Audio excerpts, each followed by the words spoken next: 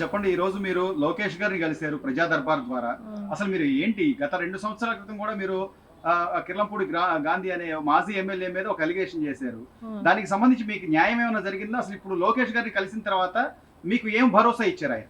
ఆయన ఏమన్నారంటే మీకు తగిన న్యాయం చేస్తానమ్మా అన్నారు. నా కొడుకు పంతం గాంధీమోహన్ తండ్రిగా ప్రూవ్ చేయమని డిఎన్ఏ టెస్ట్ చేయించమని ఆల్రెడీ 2 సంవత్సరాల బ్యాక్ కేసు పెట్టామండి.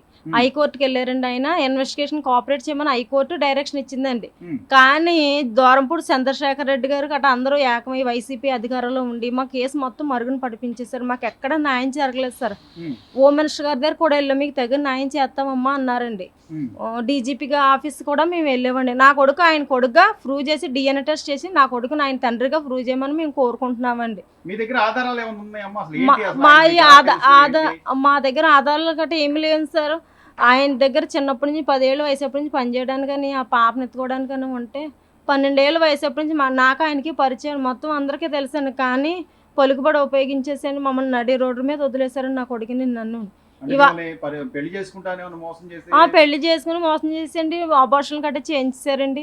ఊళ్ళో పంచాయతీలో గుమ్మస్తా ఉంటాడండి వీర వెంకటేశ్వర, నా అబ్బాయితో జైబాబు హాస్పిటల్ తీసుకెళ్లి చేయించేసేవారండి. అనేసి ఇంకా మా తల్లిదండ్రులు పేదింటోళ్ళం అండి మేము. మాకు బతకడానికని దారిలేదు. మా పరిస్థితి ఎలాగైంది. ఇవాళ 26 సంవత్సరాలు నన్ను వాడుకుని నా కొడుకుని నన్ను నడి రోడ్డు మీద వదిలేశారు సార్.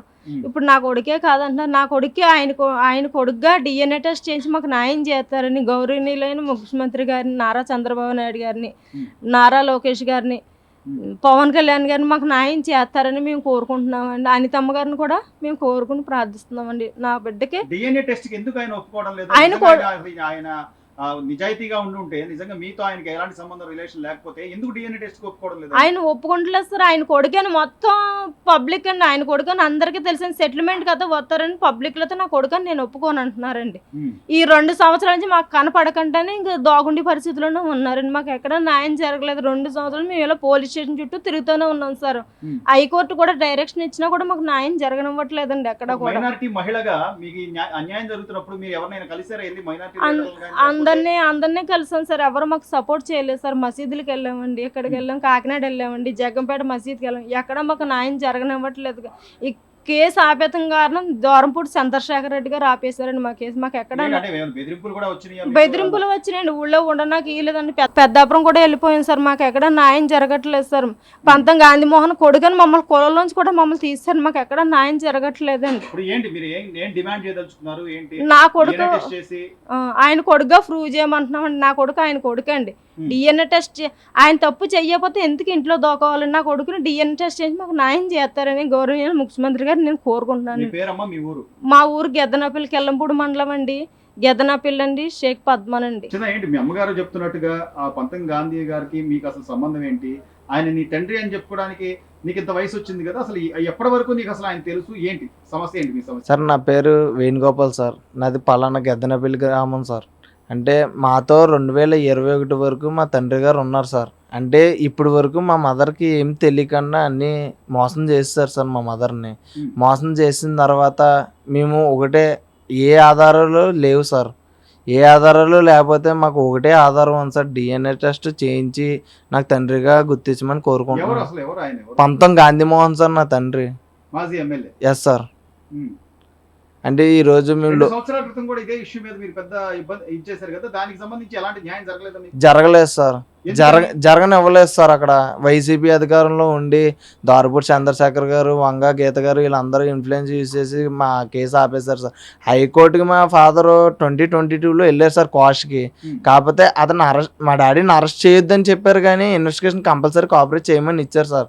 కాకపోతే మేము స్టేషన్కి 4 ఎస్సీలు మారారు, 4 ఎస్సీ గారు మారారు సార్. మేము 10 సార్లు తిరగడం, మేము 2 సంవత్సరాల నుంచి పోలీస్ స్టేషన్ తిరుగుతానే ఉన్నాం సార్. కాకపోతే అక్కడ ఆర్డర్ ఉందమ్మా మేము ఏం చేయము అని అనుకోరు సార్ పోలీస్ స్టేషన్కి వెళ్ళినా కూడా. కాకపోతే అక్కడ ఇన్వెస్టిగేషన్ మీ ఏ హైకోర్టు లాయర్ గారిని సంపాదించినా, ఎవరిని కలిసినా, ఎవరితో అడిగినా అది స్టే కాదు బాబు, జస్ట్ ఇన్వెస్టిగేషన్ కోఆపరేట్ చేయమన్నారు, అరెస్ట్ చేయొద్దు అన్నారు మీ డాడీని. Yes sir. అవును సార్.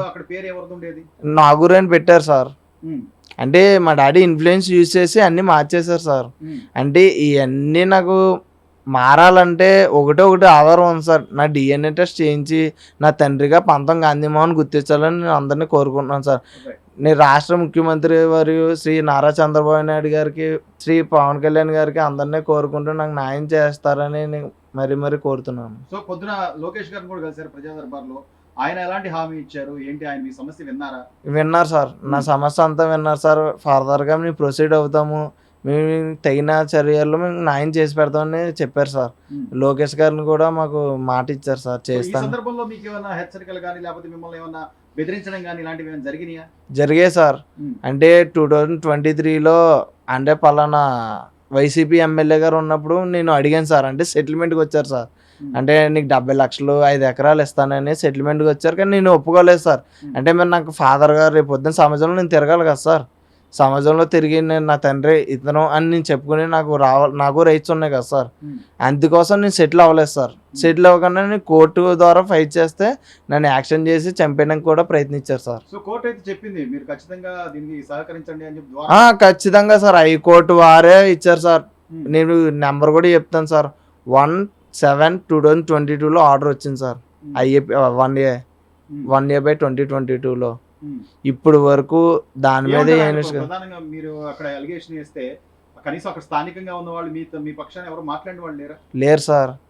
అందరూ అతవైపు మాట్లాడే వాళ్ళే సార్. అందరూ ఎమ్మెల్యే స్థాయిలో ఉన్న వ్యక్తి. అవును సార్. ఇప్పుడు ఏమంటారు, మీరు ఏం డిమాండ్ చేయదలుచుకున్నారు? మీరు మీ అమ్మగారు మీకు ఏం న్యాయం జరగాలంటారు? డిఎన్ఏ టెస్ట్ చేసి తండ్రిగా గుర్తించమని కోరుకుంటున్నాం సార్ అందరినీ.